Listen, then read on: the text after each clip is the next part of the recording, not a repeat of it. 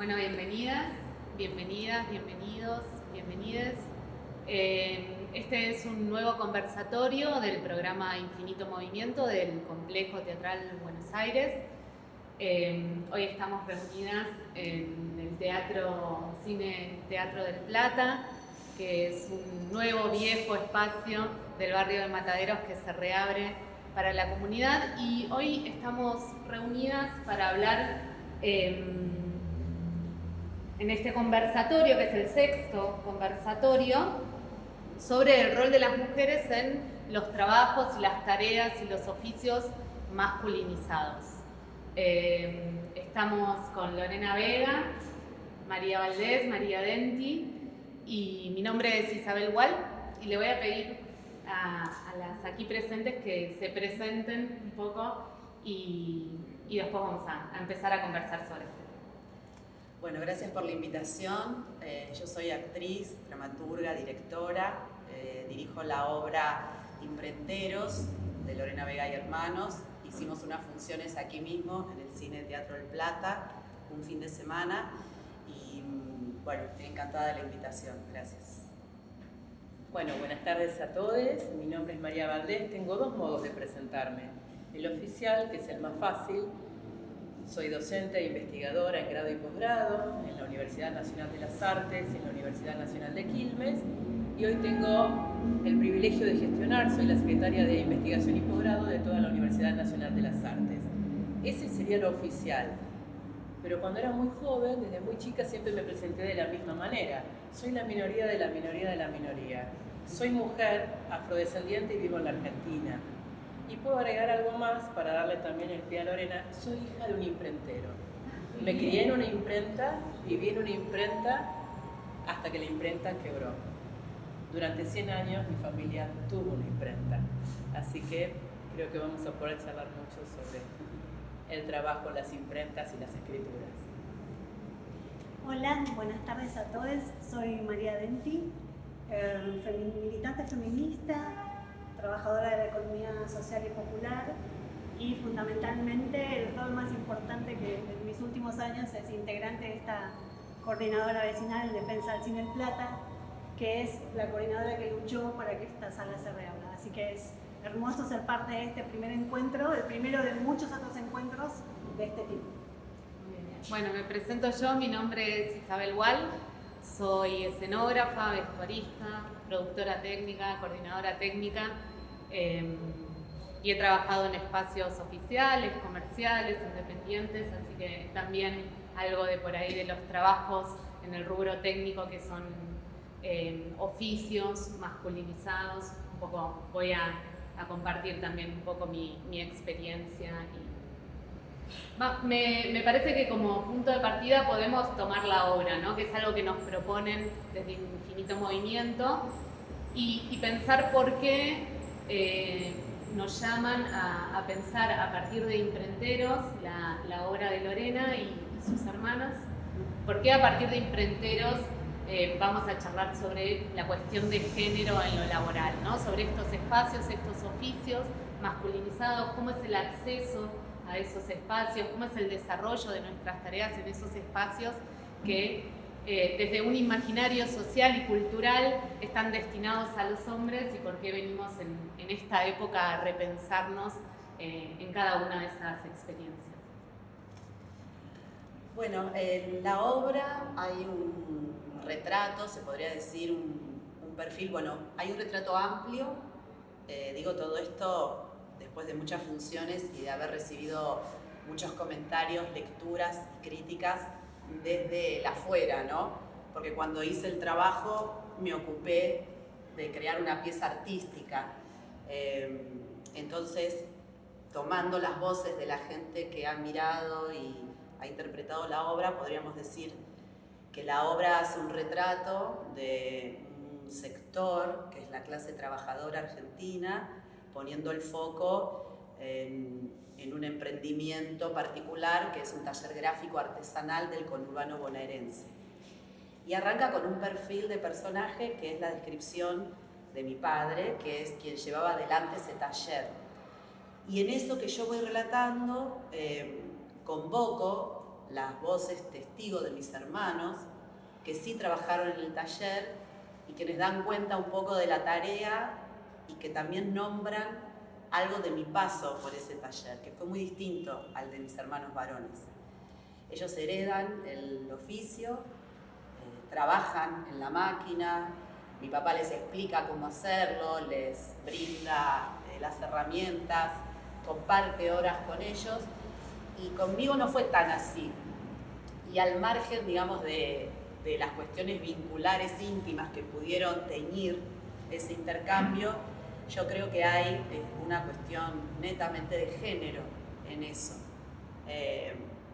Ya había como algo dado anteriormente, que es que yo no tenía que trabajar en la máquina.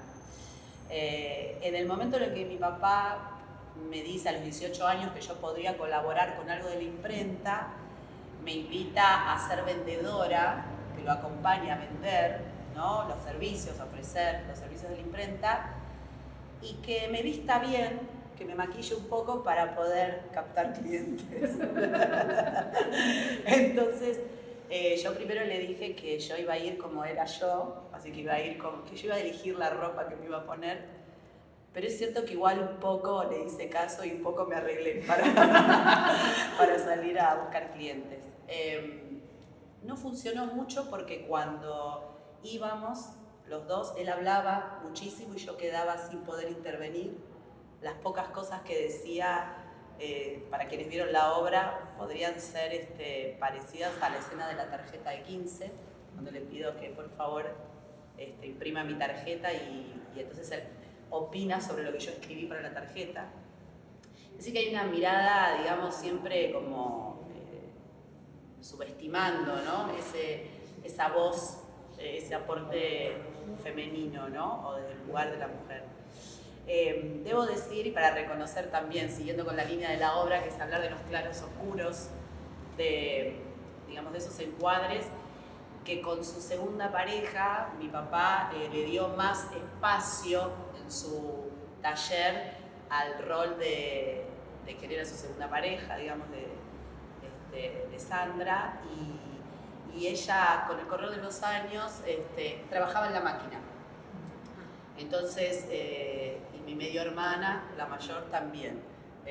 Como que una nueva generación sí se introdujo un poco más en la tarea que solo era para los varones. Hay algo que para mí es interesante de lo que pasa con el trabajo de la obra, que es que en la relectura de aquella época, de ese espacio, de cómo era la dinámica y la división del trabajo, hacemos ahora con mis hermanos este nuevo emprendimiento, que es la obra, que deriva en un libro que también vamos a imprimir el año que viene, que deriva en un documental, que sigue la peripecia de cómo hacemos el libro. Bueno, todos proyectos donde ahora la conducción está en un rol femenino y donde el equipo familiar ahora sigue a la hermana mayor, ¿no? Como algo de eso me parece que es interesante como revisión y como lectura de otro tiempo y donde por supuesto en ese punto la cosa no es tan vertical, sino que bueno, creo poder brindar un espacio, digamos, de creación muy distinto al que había en términos familiares con mi papá a la cabeza de la conducción. Bueno, yo tengo otra experiencia similar y un poco diferente de la que tiene Lorena respecto de la imprenta, porque en mi familia somos 3 mujeres y un solo varón. Y por supuesto la decisión de comandar la imprenta recayó en el varón. Y las mujeres estábamos destinadas a estar en la universidad. Yo vi toda mi vida a mis tías limpiando el piso de la imprenta, baldeando la imprenta, haciendo las tareas de cuidado de los obreros, y la única operaria, Rosalía, que venía con botas blancas de charol, no me voy a olvidar nunca, en los primeros 60, ¿no? En los años 60.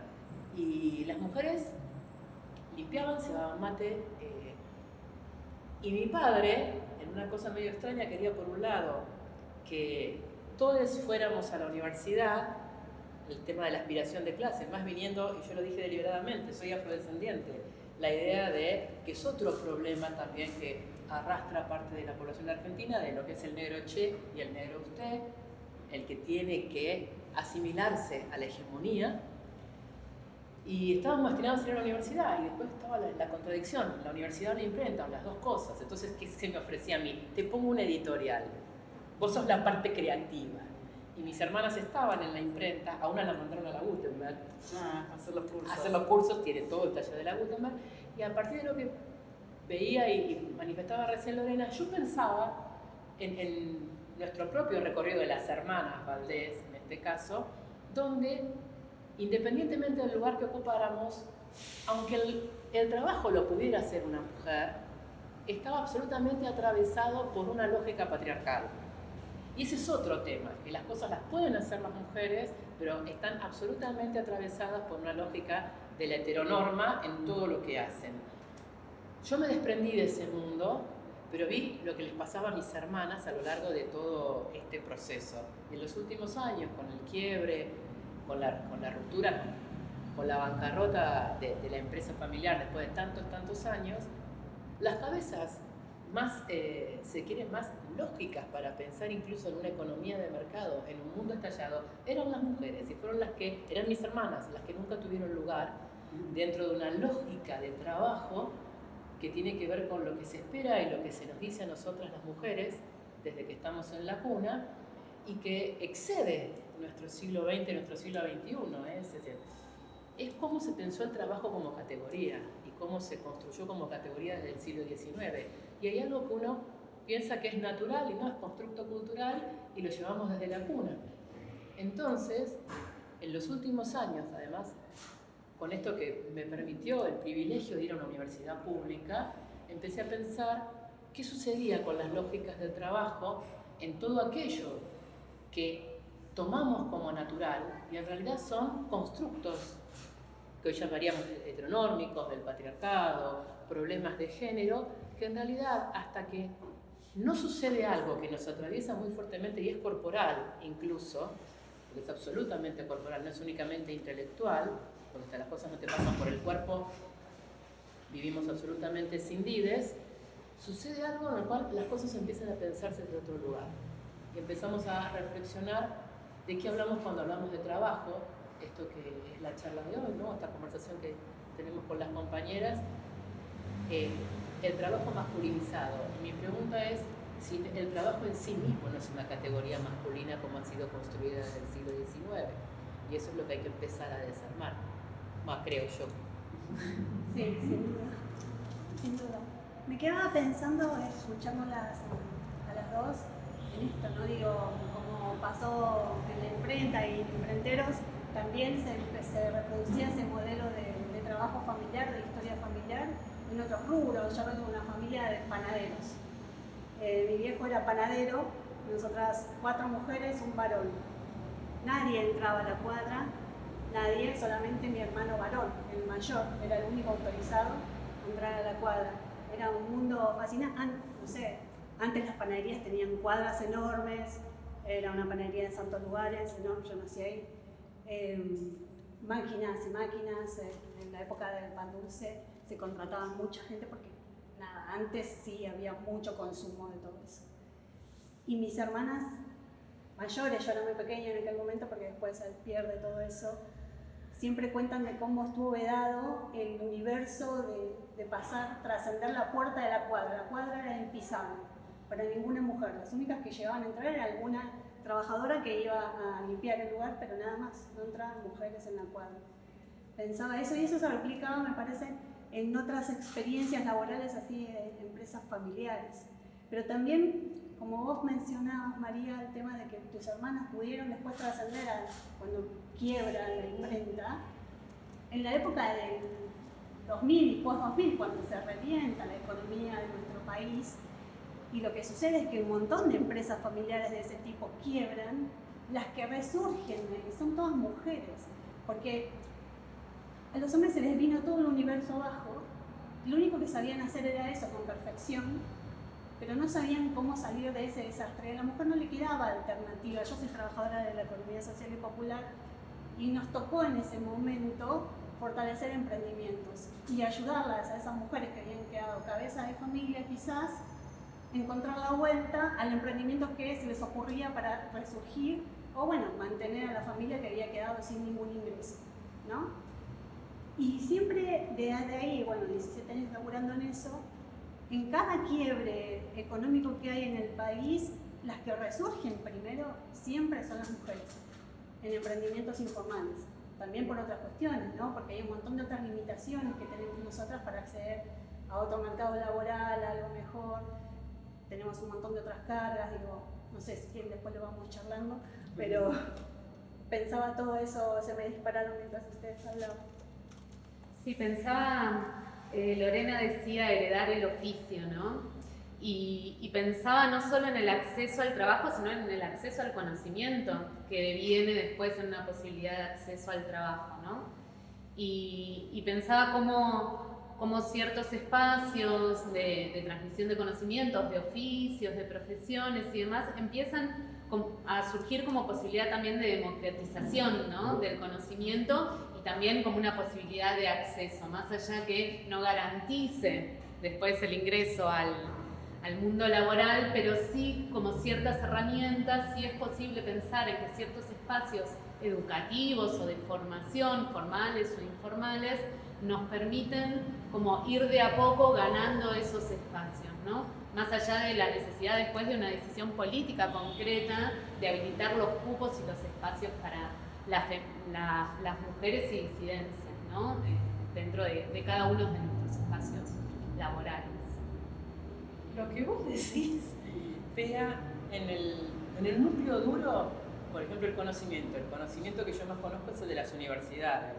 Y la universidad per se es una estructura absolutamente patriarcal. Si mirás el campo de lo que es el estado de situación de las universidades argentinas, hay 4 o 5 rectoras mujeres, hay 57 universidades. Y es absolutamente piramidal. A medida que van subiendo los cargos, cada vez, en cargos directivos, cada vez hay menos mujeres. Y es fantástico, estamos en un momento, por lo menos para mí, en términos laborales, en el área del conocimiento, porque se están implementando políticas donde se trabaja la cuestión de género, está obligatoria la ley Micaela, pero lo más interesante es las prácticas que están naturalizadas, porque todos los compañeros hacen el curso de deconstrucción. Y después en la práctica hay lugares fuertes dentro del área de conocimiento. El mansplaining es uno, es absoluto, ¿sí? Y hay algo con el conocimiento, que digo, sucede esto ahora, pero además en las estructuras curriculares, independientemente de lo que uno ha atravesado desde que yo tenía 18 años hasta mi actualidad, encontrás que el conocimiento sí te permite democratizar, pero ¿democratizar qué? Tu capacidad crítica. Porque los programas, las materias, las asignaturas están cortadas con un sesgo ideológico y hegemónico. Entonces, es importantísimo que tengamos acceso al conocimiento, es importantísimo que el Estado esté presente en todo lo que significa el conocimiento, formal en la universidad, informal también, en las prácticas artísticas, pero que no deje nunca, el foco tiene que ser el trabajo sobre la capacidad crítica. En ese sentido, las universidades están, creo yo, en un momento complejo, porque la cuestión del género ha obligado a traccionar y a rever la diferencia entre lo que hacemos con la cabeza, la práctica corporal, el lugar in situ, y cómo todo eso en realidad acompaña o no lo mismo de siempre. Claro. Entonces eso, y que tiene una punta muy interesante y complementaria con la práctica artística. El arte lo construye desde otro lugar. Lo construye desde otro lugar y se hace cuerpo, por eso para mí es muy importante la idea del cuerpo, donde también la gente piensa en la universidad como un lugar donde uno piensa. Piensa y la cabeza va flotando por ahí en la estratosfera, mientras tu cuerpo va por otro lado. Pero el que sufre la violencia simbólica y la violencia física y fáctica patriarcal son los cuerpos. No lo que yo pienso, lo sufre mi cuerpo. Mi cuerpo que no puede, en lo que yo soy, cuando yo digo yo soy, contravenir una estructura piramidal, hegemónica, fuerte, normativa, heteronórmica, que es la que debe ser puesta en entredicho. Y hay mucho miedo a poner en entredicho eso. El miedo yo creo que es lo que más está surgiendo ahora. Sí. ¿No? Pero que está bueno también. Si el conocimiento permite que asumamos el miedo y trabajar con el miedo, es lo mejor que nos puede pasar. Porque el miedo es algo que sentimos todos como sujetos y es algo muy humano. Entonces no hay como conocimiento, por lo menos para mí, sin humanidad hoy por hoy. Que es una manera de pensar la práctica amorosa de vinculación con el otro.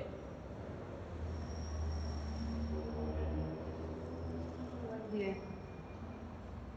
Pensábamos también en esto de cuando cambia, ¿no? Decía Lorena, bueno, ahora soy yo quien está a cargo de este emprendimiento, nuevo emprendimiento familiar, o hablábamos antes de cuando esos espacios de dirección, de coordinación, de tomas de decisiones empiezan a estar en manos de las mujeres, ¿no?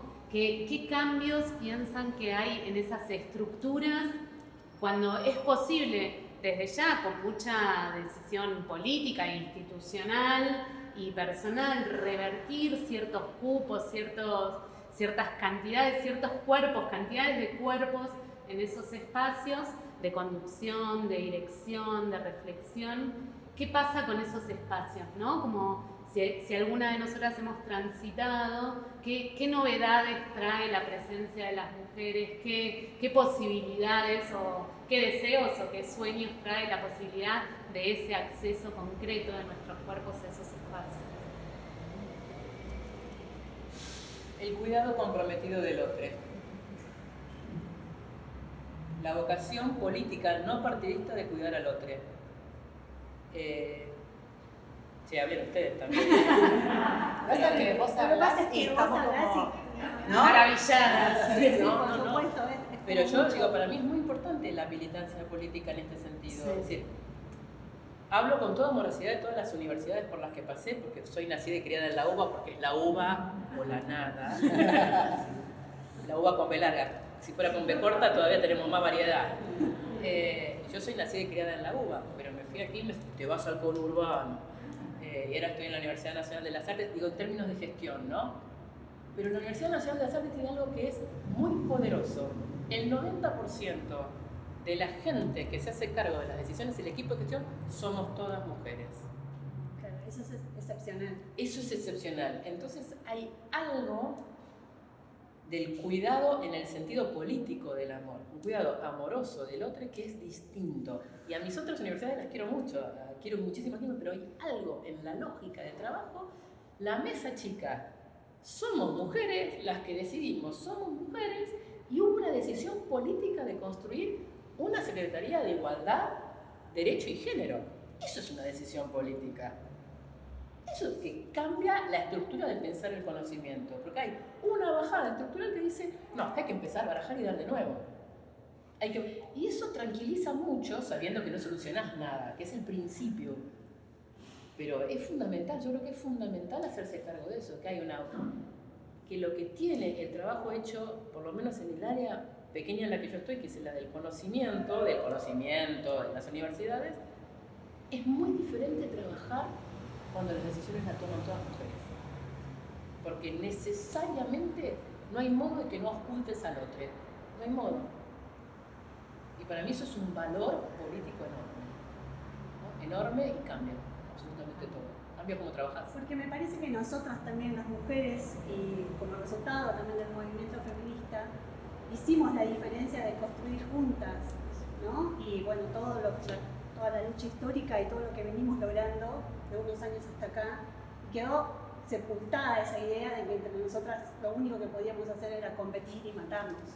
Digo, nosotras nos ponderamos entre todas y apuntalamos no solo a la compañera, al compañero, al compañero, y siempre está ese pensamiento desde el amor, como vos lo mencionás. Pero esa diferencia también se da entre lo público y lo privado. Una cosa es lo público, que está genial que haya decisiones políticas que eso suceda, y hay otra realidad en el ámbito privado.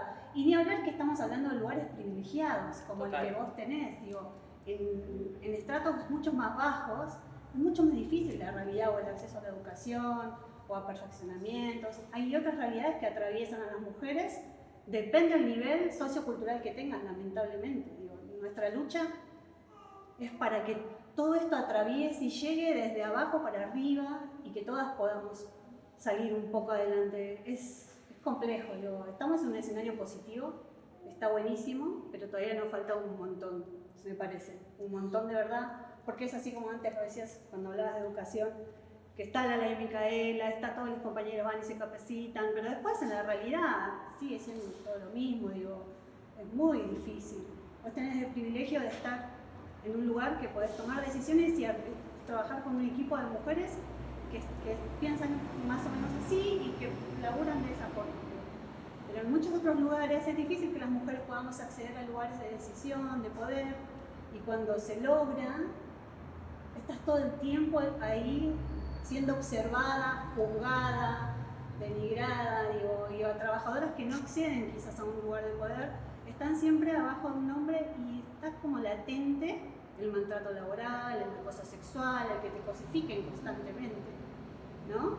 Digo, todavía hoy seguimos luchando por estas cuestiones. Incluso antes ya surgió en la charla, digo, ¿cómo seguimos peleando por igual tarea, igual remuneración? Digo, 2021, somos un hombre o una mujer, misma tarea, misma capacitación, tenemos que seguir exigiendo, pagame igual de lo que estás ofreciendo al compañero, ¿no? Digo, como estuviéramos un montón de tiempo atrás, digo, falta un montón, e insisto, que también nosotras también tenemos una carga tremenda que son los cuidados, y eso naturalmente nos tenemos que hacer cargo nosotras, siempre.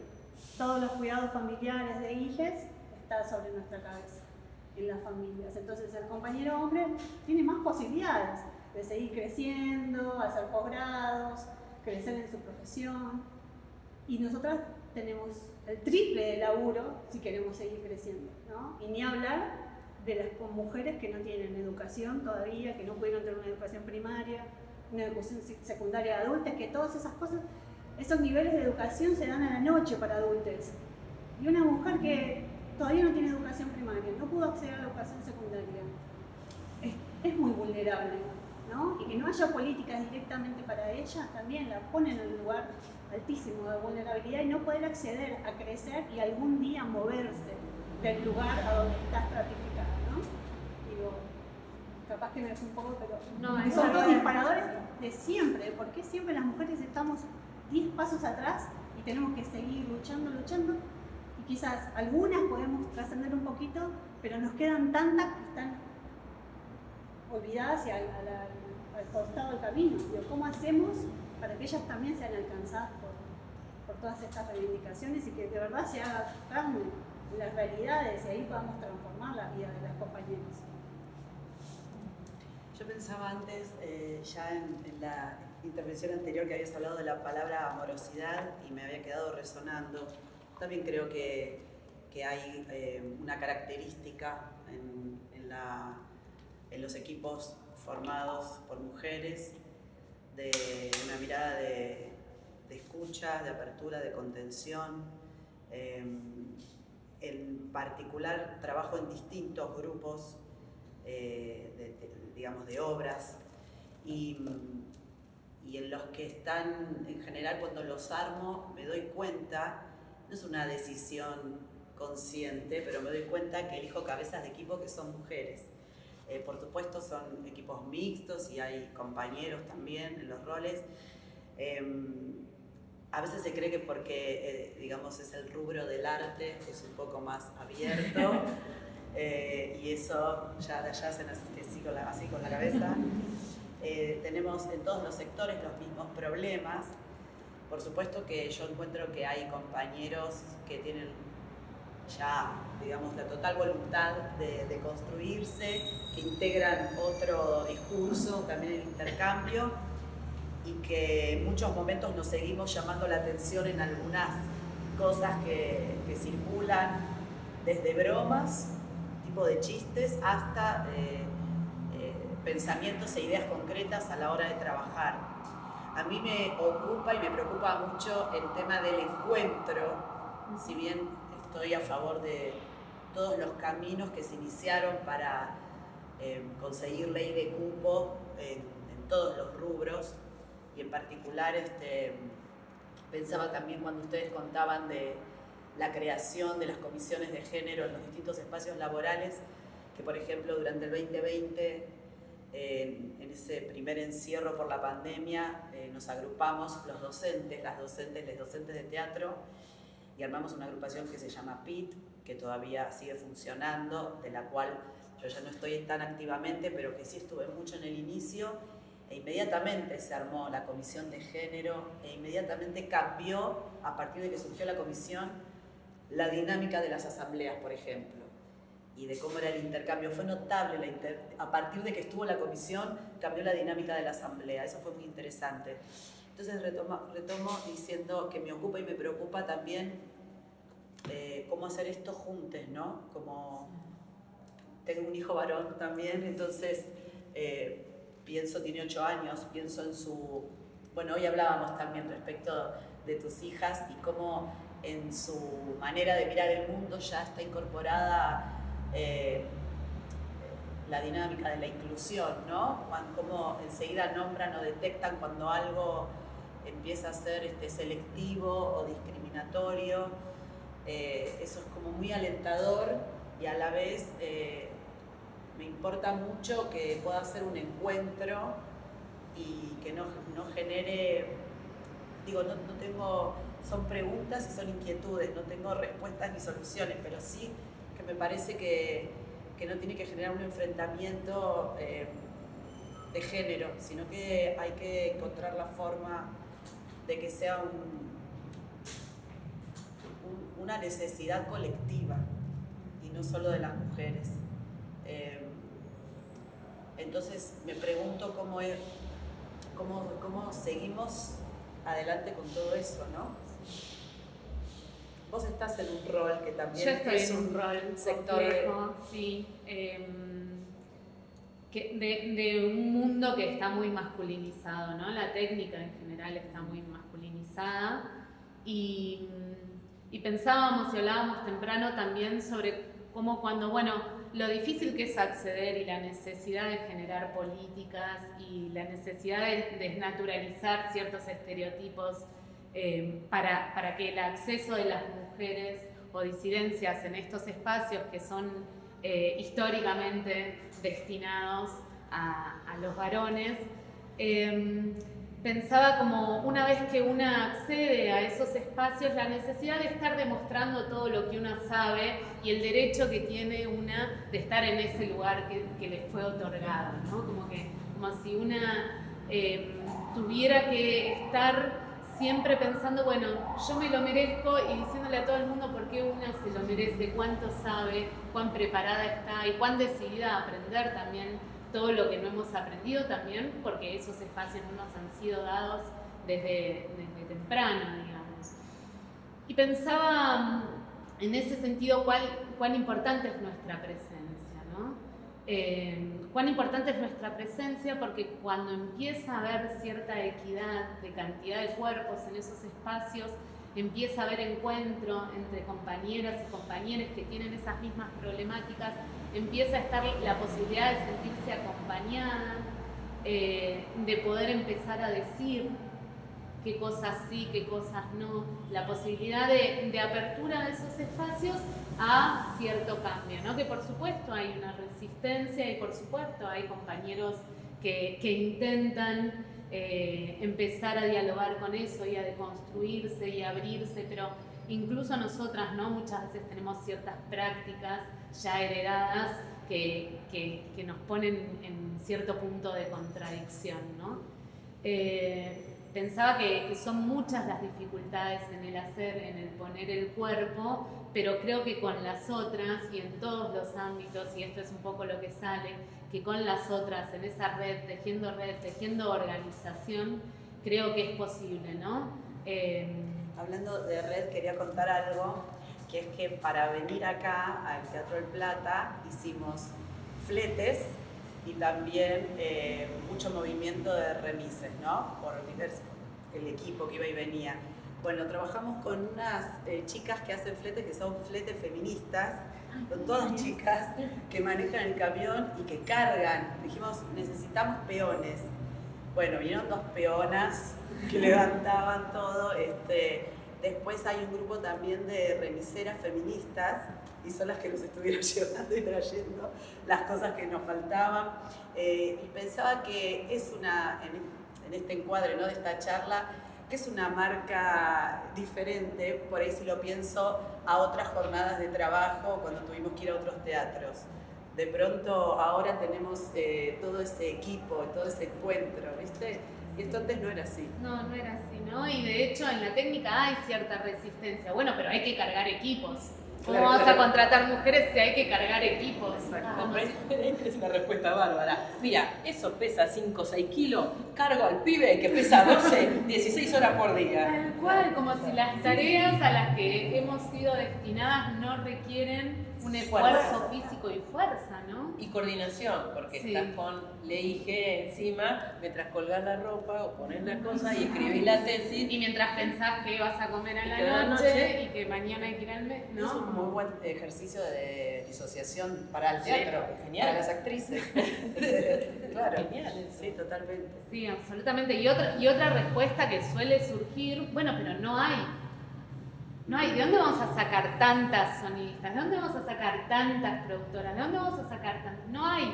Y la verdad es que hay que hacer un esfuerzo, pero Sí, sí. estamos, digo, Sí. como estamos ahí, estamos con ganas y con mucho conocimiento y mucho oficio. Sí, Es lo que dijo Lorena, que tiene razón, que hay que trabajar mucho para que no sea todo leído como nos pusimos las feministas en contra de todo el mundo. No, no hay la contrapregunta al compañero. ¿Vos te preguntaste por qué no hay? ¿Por qué se llega? Me parece que esos son los caminos que hay que trabajar mucho. ¿Por qué vos pensás que no hay? ¿No hay o no se ve? Y si no se ve, ¿qué es lo que hace que eso no se vea? Sucede en el campo del arte, sucede en la universidad. Todas las universidades hoy tienen equipos de género. Pero esto mismo, sí, porque es ley. Ahora, una cosa es ley, otra cosa es la práctica social y la construcción colectiva y la ciudadanía. Es otra cosa. Entonces, por eso digo, está todo hay mucha violencia también contra las mujeres hoy, más que nunca. ¿No? Porque lo que supongo, intuyo que pasa es que todo ese tejido que hace que ayudemos amorosamente, y digo amorosamente como práctica política, a hacernos las preguntas y hacerles las preguntas de por qué esto no sé, eso es lo que no está trabajado. Falta mucho. Mejor que haya esto que no haya nada, pero falta mucho. Pero esto que vos decís, que tenemos que trabajar y tirar todos juntos del mismo barco, porque si no nos hundimos, es una tarea colectiva. Es una tarea colectiva. Y eso me parece que se tiene que volver eso es lo que se tiene que volver una decisión política en todos los espacios de trabajo. Sean, como digo yo siempre, mujer, varón, disidencia o Bob Esponja. Porque estamos comprometidos en todo lo que signifique sacar adelante una sociedad que bastante arrasada está. Entonces, si no barajamos y vamos de nuevo, estamos en problema. Digo, quizá la lógica del trabajo, esto que vos decís, es donde más se ve, porque la urgencia es la comida. La urgencia es la comida. Ahora, ¿de qué hablamos cuando hablamos de comida? ¿Cómo se van dando todas estas cosas? ¿No? Porque yo, por suerte también hay mucho trabajo de economía social y solidaria, y economía popular, y medios comunitarios. Hay otra lógica que está empezando a aparecer que me parece que también es muy potente para lo que significa repensar las condiciones de trabajo a futuro, en nuestros campos, en la universidad, en la economía popular, en el arte o en lo que sea, para evitar, que a mí eso sí me preocupa como vos, los conatos de violencia cada vez más grandes. Las reacciones violentas. Sí. Y la pasteurización del sentido de lo político que construyen los medios hegemónicos para que salieron las mujeres a gritar porque sí, como si fuera... sí, es otra variable del estereotipo de la histérica. Sí. No salimos porque sí, salimos porque nos están matando, pero el nos están matando tiene que ver con un entramado social y político que acuna las diferencias en relación con el trabajo, desde Adam Smith hasta acá. Solo que ahora somos más conscientes. Nos tuvieron que pasar demasiadas cosas para que salir de ahí y mirarse uno desde afuera para decir, pero ¿qué? ¿Esa soy yo? Pero el vínculo, creo yo, sí, que tiene que ser, yo estoy de acuerdo con vos, hay que ver de qué manera se revinculiza la lógica del diálogo, claro, que es lo que está más erosionado. Es o esto y no se dialoga. El diálogo es bajar las armas y tener escucha política del otro. La política es un ser situado en un universo, consciente de lo que pasa alrededor.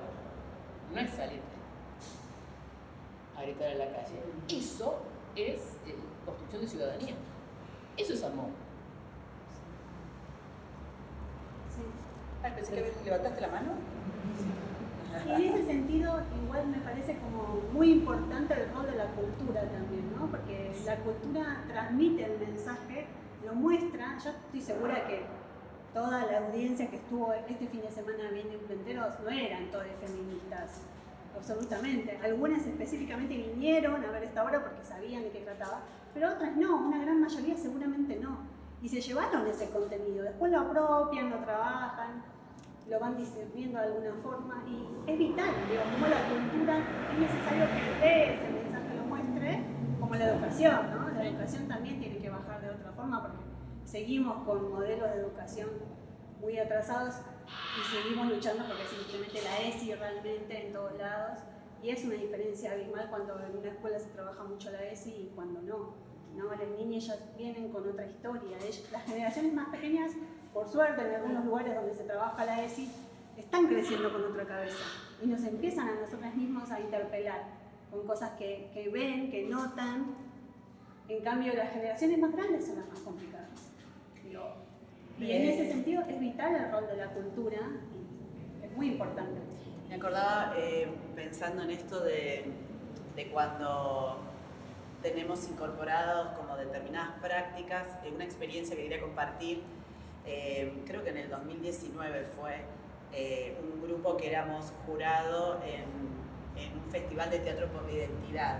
Entonces estábamos armando la programación con lo que había llegado y estábamos armándola en función, bueno, por supuesto, de los materiales, de qué dialogaba mejor con la propuesta del festival, y en un momento dijimos, pero estamos poniendo todos directores varones. No. Bueno, pero es que está buena igual la obra. No, hagamos el esfuerzo. Bueno, no hay tantos materiales de mujeres. Pongamos los materiales de mujeres que hay. Y si no, hagamos una convocatoria. Claro, y entonces ahí dimos vuelta a la situación. Pero en un momento estábamos como reproduciendo primero una gimnasia habitual. Y en el momento que fue nombrado, y eso resignificó la programación, resignificó el sentido de lo que después fue el festival. Pienso como cuántas veces nos tenemos como que auto llamar la atención y auto prender la alarma también, ¿no? Sí, absolutamente, ¿no? Y cuántos espacios tenemos que generar de diálogo, de reflexión, de pregunta, ¿no? Porque muchas veces tenemos más preguntas que certezas porque estamos transitando este proceso y en ese sentido, ¿cuántos otros espacios como este, aquí con todas las que estamos presentes, todos, cómo tenemos que seguir, ¿no? Generando estos espacios de diálogo con varones, entre nosotras, entre nosotres, como hay una lucha ahí que no descansa y que tiene que ser, que está haciendo todo el tiempo preguntas y preguntándose y desnaturalizando y desarmando y volviendo a preguntarse y volviendo a mirar con otros ojos todo el tiempo, ¿no? Como que ya hay como cierta mirada que no podemos dejar de tener, ¿no? Pero como por muchas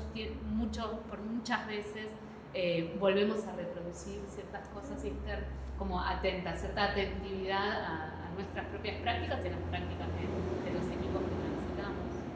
Por eso es genial lo que decía María, que el arte nos salva. No importa que estés en la universidad, porque se construye desde otro lugar de práctica. Y eso es genial. no estamos acostumbrados a fracasar.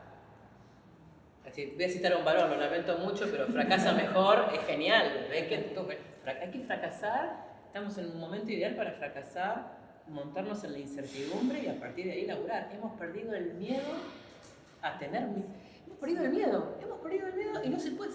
El miedo es una herramienta libertaria si uno la sabe usar, porque es la que nos permite preguntarnos todo el tiempo. Y creo que eso es un trabajo que las mujeres hemos hecho porque nos han tratado y nos han inculcado tanto miedo que el día que empezamos a preguntarnos por el miedo hicimos del miedo un arma. Y el arte hace y posibilita eso, que el miedo sea un arma a través del cual estamos respondiendo al mundo. Para eso sí, estoy de acuerdo con vos, el arte yo creo que nos salva de todo. Bueno, vamos a cerrar. No sé si alguna quiere sumar algo más, alguna impresión. Si no, muchas gracias por participar. Ha sido muy agradable. Muchas gracias a ustedes que están ahí. Gracias a ustedes.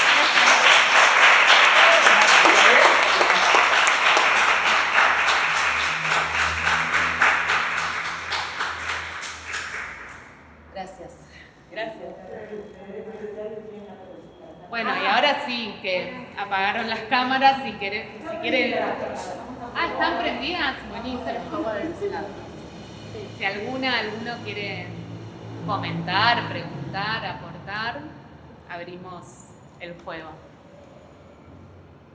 Yo una cosa muy de chusma, si entraran a la imprenta, quiero documentarle. Imprenteros 2, ahí te lo pongo. Muy astuta. Hola Gaby, no te había visto, hola.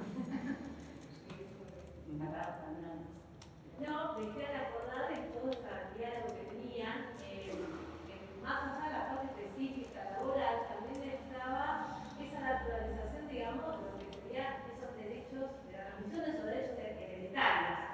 Lo que era de aquellos entonces, o sea, un oficio, un comercio, un zampito, que era transmitido a ese hijo varón que hacía y ejercía esa actividad, esa profesión, comercio. Después, por otro lado, la parte ahí donde hablamos, otra cosa que ahora está menos influenciada en la sociedad, es el tema de la religión. Todas las partes de todas las religiones siempre están, digamos, así apuntaladas a la parte más masculina. De hecho, mi hija hace poco, que justo yo soy muy laica, me preguntó, ¿por qué las monjas no dan misa? ¡Ay! No puedo mucho hablar, digamos, porque no puedo estar ahí por derecha. Así, y bueno, todas cosas se encajan en la realidad de nuestra sociedad y sobre todo esta cuestión de las sociedades más urbanas, nosotros tenemos un poco más, como diciendo, que estamos un poco más fuertes, como de nuestros países vecinos.